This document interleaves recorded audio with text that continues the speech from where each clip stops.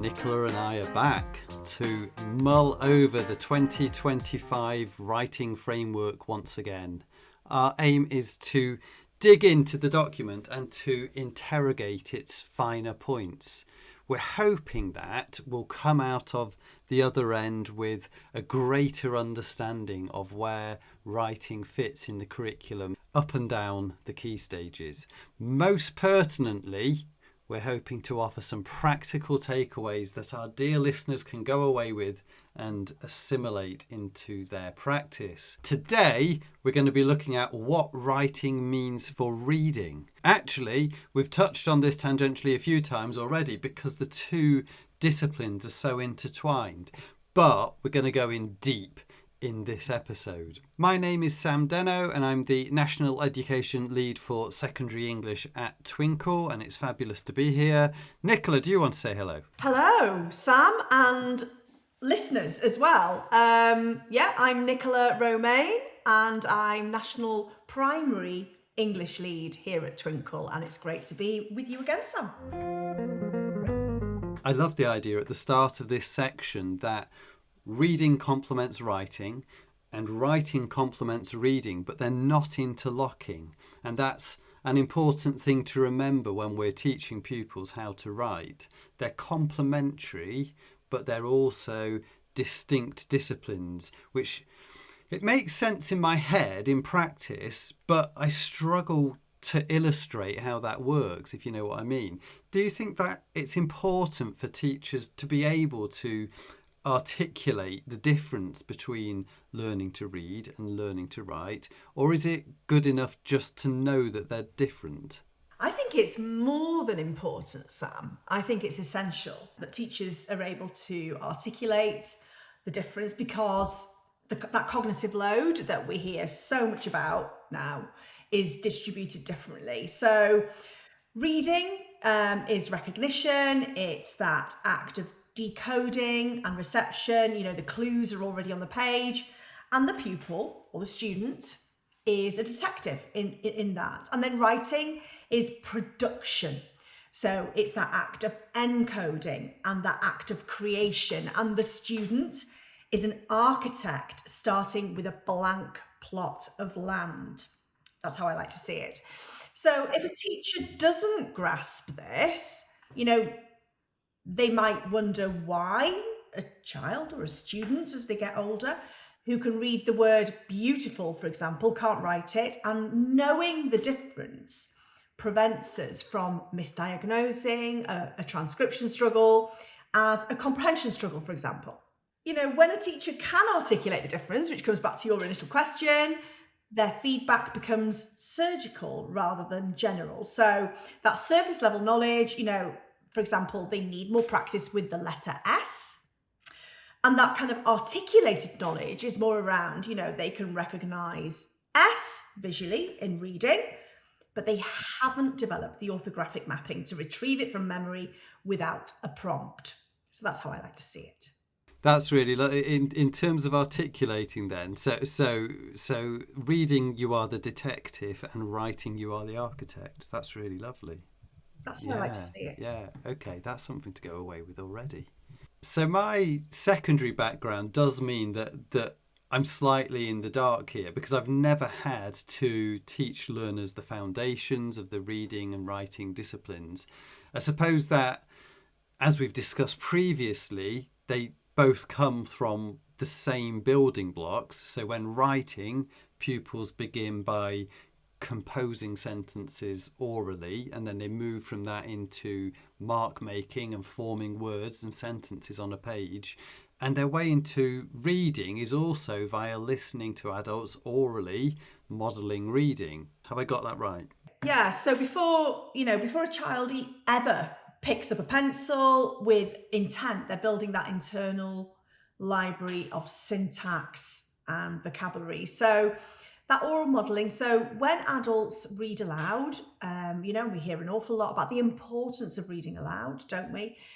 They're not just telling a story, they're demonstrating, aren't they? They're modelling, they're demonstrating prosody, expression, intonation, and children learn where a sentence feels like it ends before they ever learn what a full stop looks like, for example. And, that oral composition. So that stage, it allows children to offload that cognitive burden of spelling and handwriting so that they can focus absolutely entirely on structure and meaning.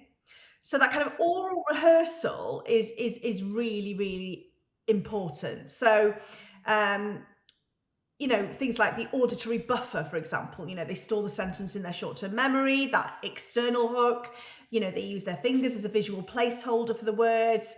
And, the result is when they finally pick up that pencil, looping back to what I said to begin with, they aren't composing, they're printing a message that they've already finalized in their minds cognitively.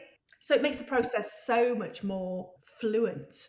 So you've just referred to that key difference is the physical aspect of transcription, pupils controlling their pencil and shaping their letters, which again isn't something I've ever had to worry about at secondary school, perhaps naively. I mean, actually there are children who probably do struggle with that fine motor control. Does that additional requirement to master a tool mean that writing is harder to grasp than reading? In the early years, absolutely. Writing is a multitasking nightmare for a young or developing brain. And while reading requires that eye tracking and phonemic blending, writing requires, ideation. So what do I want to say? It's a really difficult thing, isn't it? To gather those thoughts and to decide what you want to say. That orthographic mapping. So how do I spell that? How difficult is that to be thinking about what you want to write, how you actually spell it, and then those kind of graphomotor skills? How do I make my hand move that pencil in the right directions? Cognitively, that's just massive for that young and developing brain. And, when a child's transcription isn't fluid, it acts as a bottleneck. So their brilliant ideas, that composition, often evaporate because their hand can't keep up with their head. That's why that oral rehearsal is the bridge. It is the kind of solution. It offloads that mental work of composition so that they can focus on the physical work of the pencil. Of course, that's why we've seen in the writing framework, and in those conversations that we're having now with schools, the importance of handwriting fluency and why developing that handwriting fluency, by the time children or as children are getting older in primary school means that they're free then. They're free to be able to apply their thoughts and ideas in composition. And I think it's something that maybe we haven't really thought about deeply enough until relatively recently, and until evidence has informed us about this.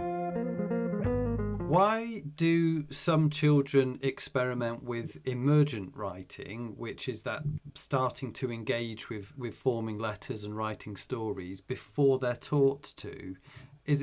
Are they curious? Are they keen to echo what they see older people doing? What guides that? Writing is the first time a child realizes that they can leave a permanent mark on the world. It's a symbolic thought. When they see an adult writing a shopping list, for example, which is probably one of the first, experiences that, where a child sees somebody else writing, or writing on a birthday card, that kind of thing. They see a magic spell being cast almost, marks on paper that lead to action in the real world. So take a writing on a birthday or a Christmas card or something like that, for example, that message, getting something down from your head onto a card, a few words, which actually doesn't translate as words necessarily at that point for the child, and then seeing the joy, the joy of giving that, of sharing that with somebody else, and the kind of impact that has, is that magic spell, I think, that action in the real world. And I think that emergent writing is them then trying to grab that wand and wave it themselves. I was thinking sort of that there's a difference between, you spoke about storytelling, not just being, children don't follow it just in terms of they hear a story, but they are also watching an adult modelling storytelling. But actually, What strikes me is that sort of, there is joy in hearing a story. Is it less about joy when it comes to sort of watching that modelling? Or for some children, like you say, the birthday card thing, they probably are taking pleasure actually from the more technical process of watching how people communicate via writing. I don't know, there's a tangle of thought there. It's a tangled thought, but I think it's definitely a valid thought. And I think, at that point, it's almost like two sides of the same coin. In that respect, at that stage, the fluency of transcription doesn't play a part in their writing kind of journey, does it? They're not aware of the importance of transcription. They just want to kind of model what they've seen, that kind of magic, by applying a writing implement to, a hard surface, if you like. Yes. So that can be a pleasurable experience in the same way that hearing a story is a pleasurable experience. It can be the same with transcribing. I think it is, Sam. I think it is a pleasurable experience, definitely, and supported by. And I think if you think about it in terms of, how that modelling then can move on. So that's the kind of initial experience of seeing writing being modelled, isn't it? Probably in the kind of home environment or. But then it's as an educator, I suppose it's taking that hook really, and taking that kind of appetite and kind of moving it on. Yes.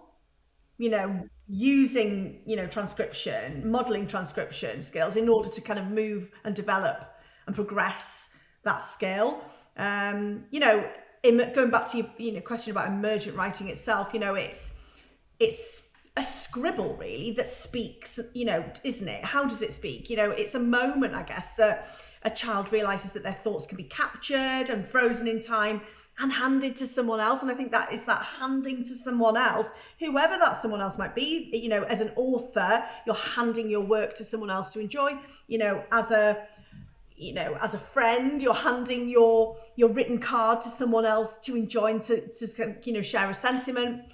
And if we wait until a child has perfect penmanship, I suppose, to let them write, we miss that window where they develop the identity of an author. And I think that's really, really important as well. We've spoken about the identity of a reader, the identity of an author is also important. Emergent writing, it's not about the mechanics necessarily, it's about the discovery of that agency that I mentioned at the beginning. Do you begin teaching handwriting at the same time as you begin introducing phonics? The writing framework suggests within that guidance that handwriting should be taught from the beginning of reception, in addition to the teaching of phonics. And of course, this is a relatively new kind of concept for schools, that will have previously, in the majority of cases, been, just doing that in the phonics lesson through letter formation. So this is something that's relatively new, really. But just to kind of explore how they're mutually supportive and why the framework kind of has that in the guidance. Learning that physical movement of a letter helps to cement that visual recognition of that letter in the brain, and that's often referred to as haptic memory. Orthographic mapping, so writing the grapheme or the letter while saying the phoneme, which is the sound, helps children to map the relationship between sounds and symbols. And of course, this is what their phonics teaching is all about, more deeply than just looking at, for example, a flashcard. And again, reducing that cognitive load. So the writing framework argues that if handwriting becomes automatic early on, which is our goal, the child's brain is freed up to focus on that higher level composition and spelling later, which is something I referred to earlier on. And, if a child has to struggle to remember how to form a letter, they lose the thread of the sentence they're trying to write. We're going right to the beginning of this podcast, and we were talking about that, there's three things that children need to be thinking about all at once. My idea, how I'm going to get it down on paper, the spelling of those words I need to get down on paper, and actually how I hold my pencil, is that fluent? Am I able to form the letters correctly? And we all know that these things are intertwined. So it's reducing that cognitive load. And the earlier we teach children handwriting, the sooner they become fluent, which means that their composition is freed, really. So the framework suggests a kind of specific sequence to ensure that children aren't overwhelmed with this, because obviously that's a consideration as well, that phonics in itself is quite a lot for children at the beginning of reception to absorb, and then to add handwriting to it as well. So that kind of physical readiness, that pre-phonics. So Before picking up a pencil, children should engage in activities that develop those gross motor skills. This is really important. So, skywriting letters in the air, those fine motor skills like using tweezers or clay. And the framework is really specific about these things and how important they are. And that builds the core and finger strength needed for tripod grip. So we start with those, making sure that children are physically ready to write. And then the integrated approach. So once formal phonics begins, at the beginning of reception, handwriting is integrated, when a new sound is introduced, children learn the patter traditionally or the mnemonic for writing it. So that supports the handwriting as well.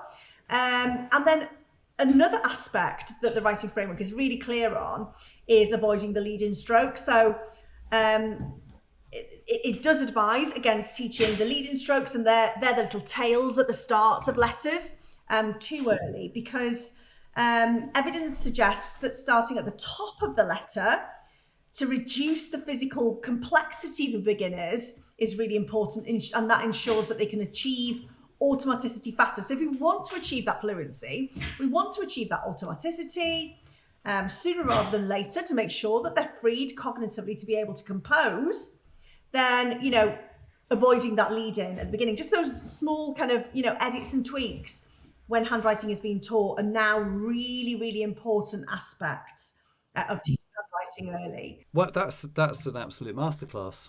I think we've basically solved all of writing here.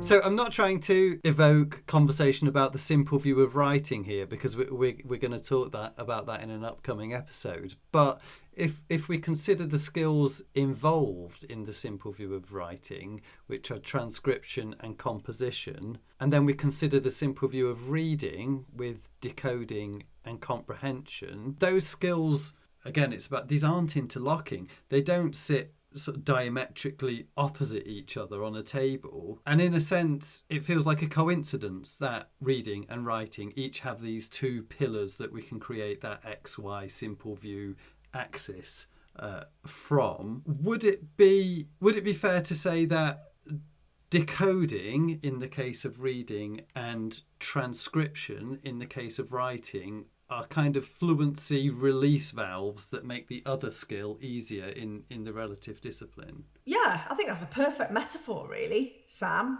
In reading, you don't have to hack your way through a word. Your brain is free to enjoy the story. And in writing, if you don't have to fight the pencil, which is what we've just been talking about, that transcription, your brain is free to craft the argument, if you like, or that composition. So if the valve is stuck, the system overheats. And I suppose in secondary, we often see reluctant writers who actually just have rusty valves. Their handwriting or spelling is so laboured, and it's that automaticity thing, isn't it? That the cognitive cost of writing an essay, for example, is just too high. They don't have that automaticity to be able to do it. Now, what I've very helpfully, for this very unvisual form, I've drawn up a table based on information that's included in this section of the writing framework. Wonderful.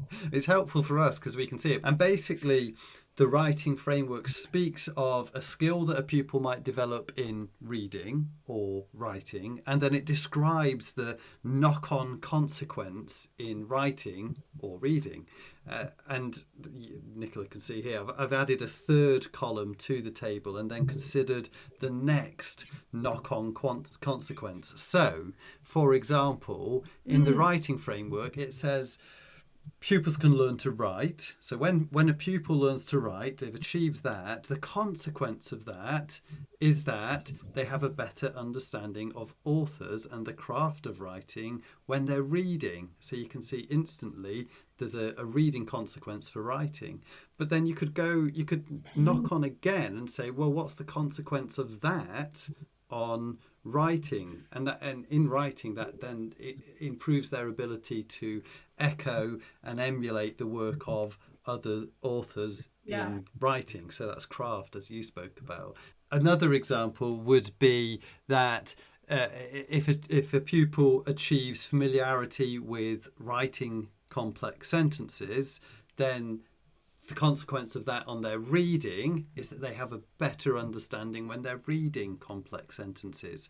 But then the onward consequence of that on their writing is that they have a stronger understanding of the rules of grammar across the board. And so you've got this sort of continual nudge on from writing to reading to writing to reading. And you can see that it's brilliant once a pupil is on that ladder, because then reading and writing will then just continually develop and just push the other ability onwards. And the writing framework stipulates that pupils that write well and read poorly are very, very rare. Actually, the opposite.